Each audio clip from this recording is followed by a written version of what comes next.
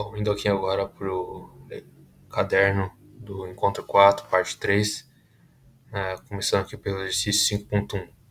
Né? Aqui a gente vai ter como objetivo a segurança total, então a gente vai criar um secret do GitHub para guardar o token do Hugging Face sem deixar ele exposto no código.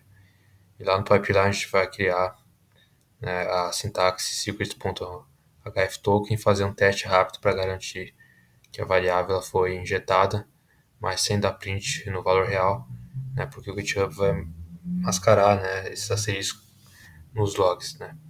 Então, a primeira pergunta é se o step passou.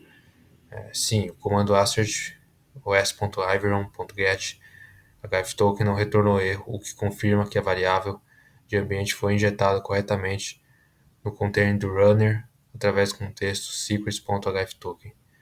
O que apareceu nos logs? O valor ficou invisível? Não, o valor do token foi mascarado automaticamente pelo GitHub. Nos logs, qualquer tentativa de exibir o conteúdo da variável, seja por erro ou por print, aparece apenas como asterisco.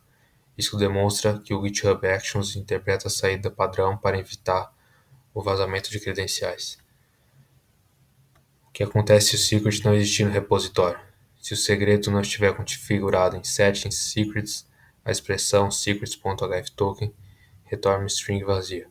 Nesse cenário, o teste em Python de sanidade falharia com um assertion error, hftoken não configurado, interrompendo o pipeline antes de tentar baixar o modelo do Hugging Face. Bom, indo para o 5.2, né, aqui a gente vai baixar o modelo, né, no pipeline, né, então vai para um nível mais avançado e a gente vai testar se o modelo realmente carrega. Né. Então a gente vai criar o arquivo testes, né, barra teste, modelo.py, e usar a função loadModel para puxar o arquivo .pkl direto do GitHub. E o teste vai verificar se o objeto não é nulo, se ele tem os métodos predict e predict proba, garantindo que o cérebro da nossa aplicação está pronto para o combate. Bom, o 5.3 a gente vai testar o endpoint, né, no ML predict. Então é o teste de fogo aqui. Então a gente vai usar o teste client para simular um usuário enviando JSON, né, com dados de um pedido. E a gente vai checar se o servidor retorna estado 200, se a resposta vem com predição e a probabilidade certinhas. A gente vai testar, por último, o erro 422, enviando dados incompletos para verificar, né, se a validação está ligeira. Né. Bom, e aqui no 5.4 a gente vai adicionar cachê no pipeline. Né, então, para evitar um pipeline lento, né, a gente vai configurar o Actions Cache, né, para salvar o modelo no Hugging Face. Né. Então, nas próximas vezes que o código rodar, ele não vai precisar baixar tudo de novo do zero, e isso vai economizar tempo e banda. Né, e se a gente for mudar a versão do modelo, a gente tem que se atentar para atualizar a chave do cache, para ele não usar o arquivo antigo. Né. E no 5.5 aqui, né, a gente vai testar o comportamento do modelo, né? Então, não só fazendo a API funcionar, mas fazendo o modelo ter sentido. Né? Então, a gente vai criar dois cenários, um pedido super tranquilo, né, e um suspeito para basear a lógica do nosso dataset. Então, o teste ele vai garantir que a probabilidade de risco do caso ser suspeito, né, ela vai ter que ser maior do que a do caso normal. E se o modelo não souber a diferença, vai ter algo errado no treino. No 6.1, né, então a gente vai aqui responder algumas perguntas sobre log de falha. Né. Então, a primeira pergunta é quantos testes passaram. Né. Então, foram 7 validados com sucesso e houve uma falha estrutural. Né. Então, o erro impediu o PyTest de carregar ou finalizar a execução de componente, abortando o processo antes de testar a lógica propriamente dita. Esse é um caso de failed ou error. Qual a diferença prática? É um caso de error. Error é quando o código quebra antes do teste, falha a importação, setup ou ambiente. Failed quando o teste roda até o fim, mas o resultado certo é diferente do esperado. Quais são as hipóteses para a causa do módulo not found error? List 3, pelo menos.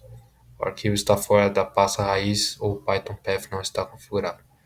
O arquivo não foi incluído no commit git add. Divergência de nome entre o arquivo físico e o import no código. Como você verificaria cada hipótese antes de fazer o push? Usar git status para ver se os arquivos não estão rastreados. Ver arquivos não rastreados. Rodar os testes localmente a partir da raiz Python 3 em PyTest. Conferir a grafia exata com LS no terminal. Se o PyTest tivesse retornado failure ao invés de erro, o que isso indicaria diferente? Indicaria que o ambiente está perfeito e o código foi importado corretamente, mas a regra do negócio falhou. Exemplo, o modelo retornou um valor errado ou a API respondeu com o status incorreto. Bom, 6.2, a gente vai falar aqui do pipeline com problemas, né?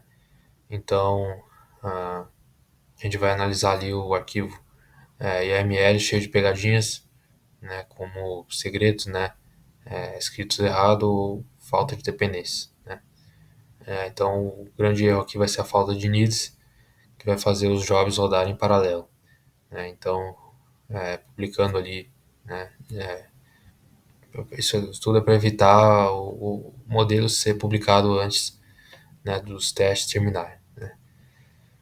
Bom, falando dos erros objetivos, primeiro é o comando inexistente, então black não foi instalado, mas está sendo chamado, o job vai falhar. Sintaxe de secret, o correto é secrets.hreftoken, plural. No singular, o token fica vazio. Execução paralela, falta o needs. Testes no job de deploy, ele vai rodar antes de falhar, antes dos testes acabarem, ou mesmo se eles falharem.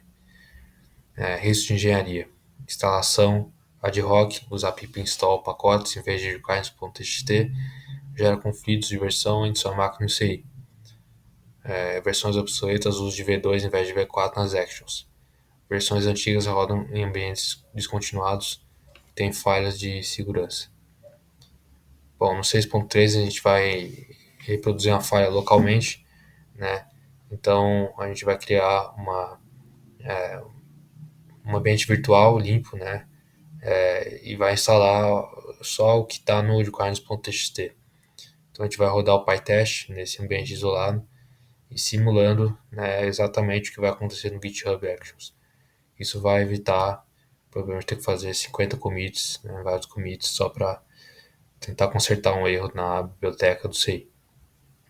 Então, os erros que eu encontrei, né, então o código estava rodando na minha máquina, mas ele falhava no ambiente novo, como GitHub Actions ou Docker. O erro era módulo not found error.